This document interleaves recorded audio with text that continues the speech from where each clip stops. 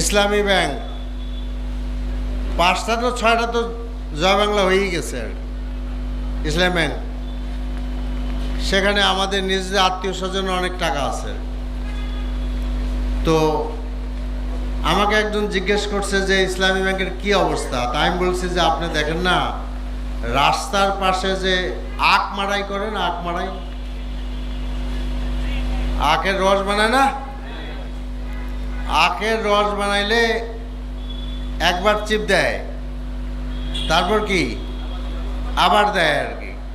আসল চিপটাতে হাসিনা দিয়ে গেছে আর কি। এখন বর্তমান সরকার তার অর্থমন্ত্রী দ্বিতীয় চিপা শুরু করছে। ওনারা বলে যে রাজনৈতিক দলের কাছে ব্যাংক থাকবে কেন?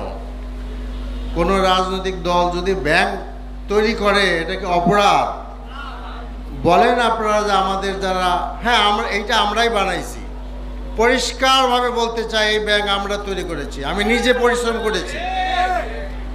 এই ব্যাংকের আমাদের ডাইরেক্টর চেয়ারম্যান যারা ছিলেন, আমি নাম বলতে চাই না, সময় নাই, তারা একটা পয়সাও ব্যাংক থেকে ইনভেস্টমেন্ট নেন নাই, নট এ সিঙ্গেল পাই।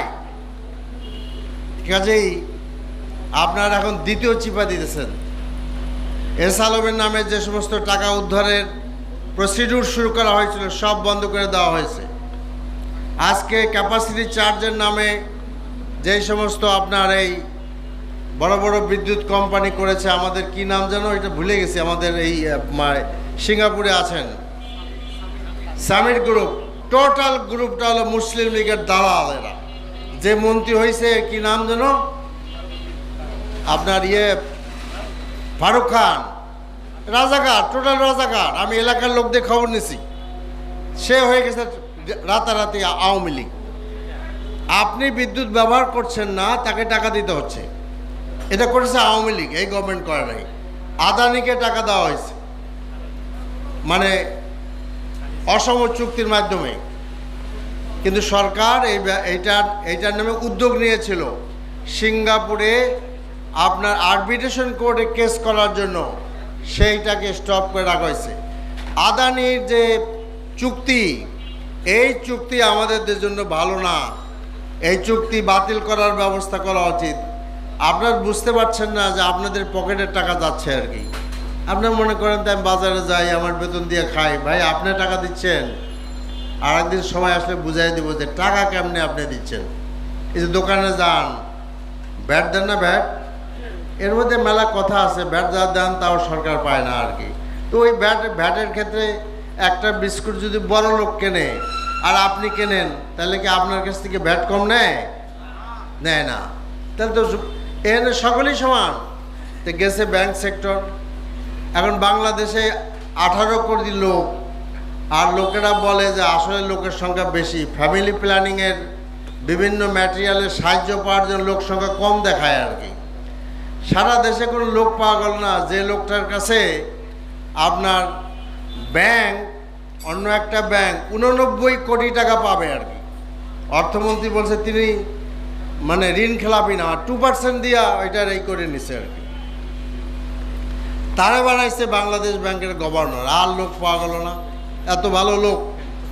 এখন ইসলামী ব্যাংকের চেয়ারম্যান বানাইছে যে বাংলাদেশ ব্যাংকের গভর্নর, ডেপুটি গভর্নর ছিলেন, তার নামে দুর্নীতির অভিযোগ আছে, তার ওয়াইফ ঋণ খেলাপি। হ্যাঁ, আর লোক পাওয়া গেল না। বিএনপিতে এত বড় দল, বিএনপি আর লোক নেই। আচ্ছা, দলের লোকই দেন, আপনার বার লোক দেন।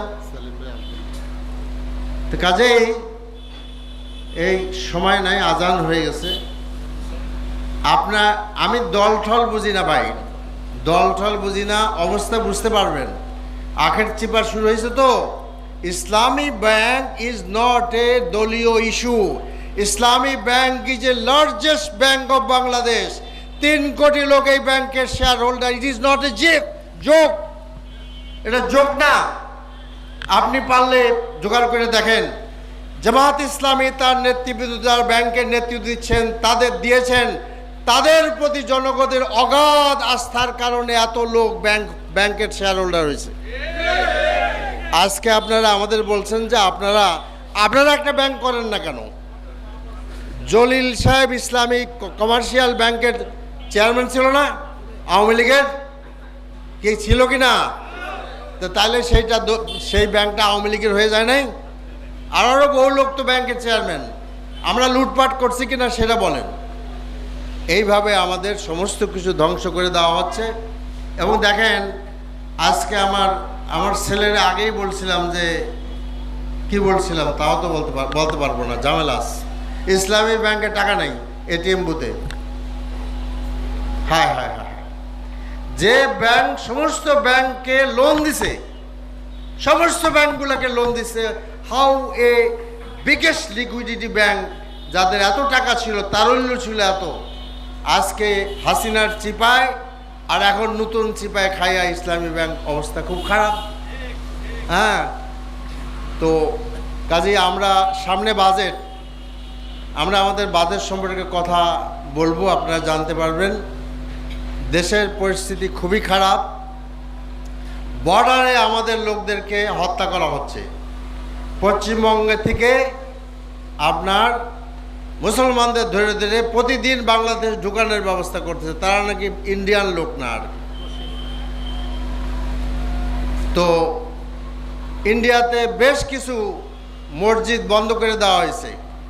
বাবরি মসজিদের পরেও আরও কতগুলো মসজিদ, ওগুলো নাকি মন্দির ছিল। আর এদেশের হিন্দুদের গায়ে কখনো আপনারা হাত দিবেন না। এদেশের হিন্দুদের কোনো অপরাধ নাই, কারণ ইন্ডিয়াতে কোনো যদি প্রবলেম হয় এজন্য আমাদের হিন্দু ভাইরা দায়ী না। তো কাজে আমরা যেটা চাই এখনও বলতে চাচ্ছি যে আমরা আগেও বলেছি, এখনও বলেছি, সংসদে আবার বলব যে আপনার সরকারের প্রত্যেকটা ভালো কাজের সরাসরি প্রশংসা করতে আমাদের কোনো দ্বিধা নাই, আছে ভাই? কিন্তু সরকার যদি জনগণের বিপরীতে কোনো কাজ করে, জনগণের অকল্যাণে কোনো কাজ করে, সেটা কি আমার বলার অধিকার নাই? সেটা বললে আপনি আমাদের রাজাকার বলেন কেন? হ্যাঁ, কি বলেন? তাহলে তো ওই অবস্থাই হবে যে হাসিনা যে বলছে না যে রাজাকারের বাচ্চা, তখন ছেলেমেয়েরা কি বলছে আমি আর বলতে চাই না। আমরা তো আপনাদের সাথেই ছিলাম। আজকে যারা বিএনপি করেন অনেক লোক, তাদেরকে তো আমি কখনো রাস্তায় দেখি নাই। আমরা তো বেগম জিয়া ছিলাম, আমি নিজে মিছিল করেছি, তখন তো ভাই আপনাদের দেখি নাই। আপনারা নব্য বিএনপি, আপনারা নতুন আইছেন, জানেন না অনেক কিছু, বহু ইতিহাসের সাথে আমরা জড়িত। কাজেই আমরা দেশের কল্যাণ চাই, কল্যাণ করতে চাই।